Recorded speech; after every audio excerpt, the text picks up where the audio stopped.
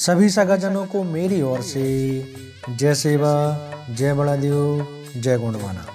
सगाजनों, आज हम इस वीडियो में मुंदु मुनसूल सर्री या त्रिशूल मार्ग के बारे में जानेंगे। मुंदु मुनसूल सर्री का परिपाठ हम सभी सगाजनों को हमारे धर्म गुरु पहांदीपाड़ी कुपाल लिंगो जी के द्वारा हमें सिखाया गया है, जो हमारे सगा समाज में अभी भी देखने को मिलता है।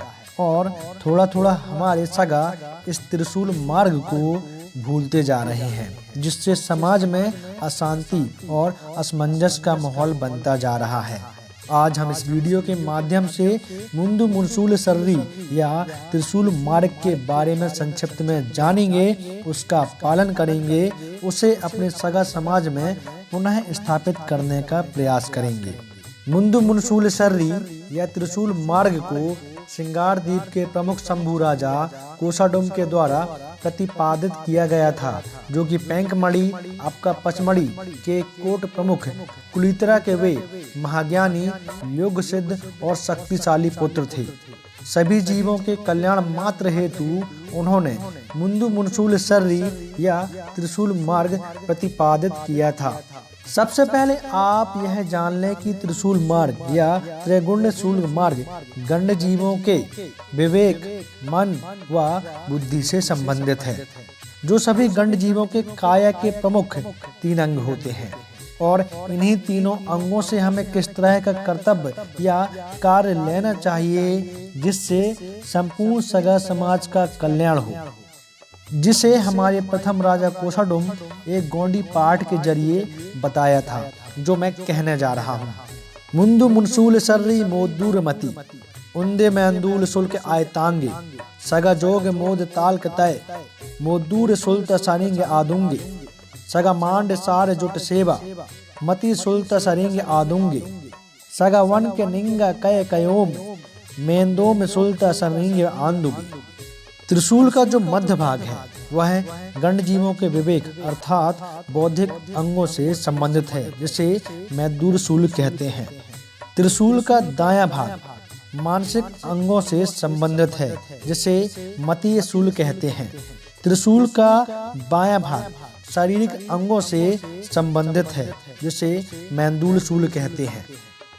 इसलिए त्रिशूल मार्ग को गोंडी पुनेम व्यवस्था में महत्वपूर्ण मूल माना गया है।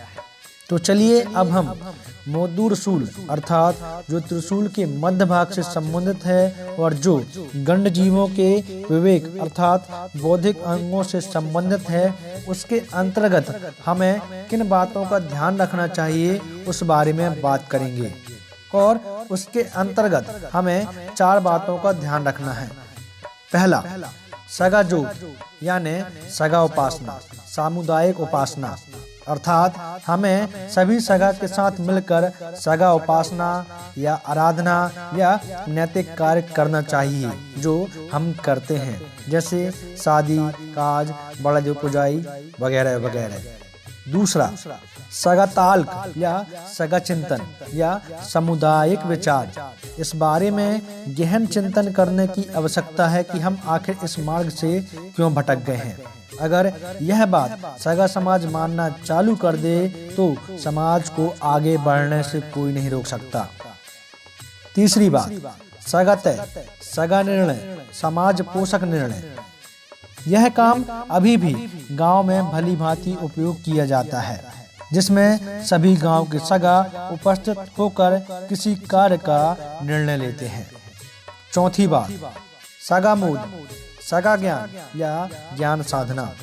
इस बात पर ध्यान देने की आवश्यकता है कि हम किस तरह अपने ज्ञान को सगा समाज तक पहुंचाएं और समाज को कैसे सुधारें। अब हम आते हैं त्रिशूल के दाएं भाग, जिसे मती शूल कहते हैं, जो गंड जीवों के मानसिक अंगों से संबंधित है। इसके अंतर्गत भी 4 महत्वपूर्ण कार्य आते हैं, जिसे हम समझते हैं। पहला, सगा मांड, सगा प्रेम, सामुदायिक प्रेम भाव। आपको सगा प्रेम किस तरह रखना चाहिए, समाज के प्रति आपका प्रेम भाव किस तरह होना चाहिए, यह बातें हमें पहांदीपाड़ी कुपाल लिंगो ने समझाई थी। दूसरा, सगा सार सगा भाव, सामुदायिक भावना। यह भी जरूरी है कि आप अपने समाज के प्रति किस तरह की भावना रखते हैं। आपको आपके समाज के प्रति हमेशा तत्पर रहना चाहिए। तीसरी बात, सगा जुट, सगा संग, सामुदायिक एकता। आज हमारे सगा समाज में जिस चीज की सबसे ज्यादा कमी है वह यही है एकता। इस कमी को जल्द से जल्द पूरा करना होगा। चौथी बात, सगा सेवा, सगा सेवा भाव, सामुदायिक सेवा भाव। सगा सेवा भाव ही समाज को ताकतवर बनाती है और यही समाज को एक अलग पहचान दिलाती है। यह भाव होना ही चाहिए। अब आखिरी सूल पर आते हैं जिसे मेंदोल सूल कहते हैं। यह हमारे शरीर के बाएं भाग अर्थात शारीरिक अंगों से संबंधित है। इस पर भी पहादीपाड़ी गोपाल लिंगो ने 4 महत्वपूर्ण कार्य बताए थे। पहला, सगा काय, सगा कर्म, सामुदायिक कर्म। अगर हमारे सगा समाज में किसी तरह की आपत्ति आती है तो इसे दूर करना चाहिए। हमेशा मदद करते रहना चाहिए। सगा समाज में चाहे दुख हो या सुख हो, हर चीज में मिल बांट कर उसमें सहयोग करना चाहिए। दूसरा, सगा कायोम, सगा कर्तव्य या सामुदायिक कर्तव्य। हम सभी सगा का यह कर्तव्य होना चाहिए कि हम अपने समाज का हमेशा भला करेंगे। वह हर कार्य करेंगे जो अपनों के लिए जरूरी है। तीसरा, सगा वंक, सगा वाणी, सामुदायिक वाणी। हमें ऐसी वाणी बोलना चाहिए जो समाज के हित में हो, समाज का भला चाहने वाली हो। चौथा, सगा निंगा, सगा दृष्टि, सम्यक दृष्टि। हमेशा अपनी दृष्टि समाज की भलाई पर टिकी रहनी चाहिए। अगर कुछ कमियां हैं तो उनका निराकरण करना चाहिए। तो सगाजनों, ये रहे त्रिशूल मार्ग के सभी महत्वपूर्ण बिंदु।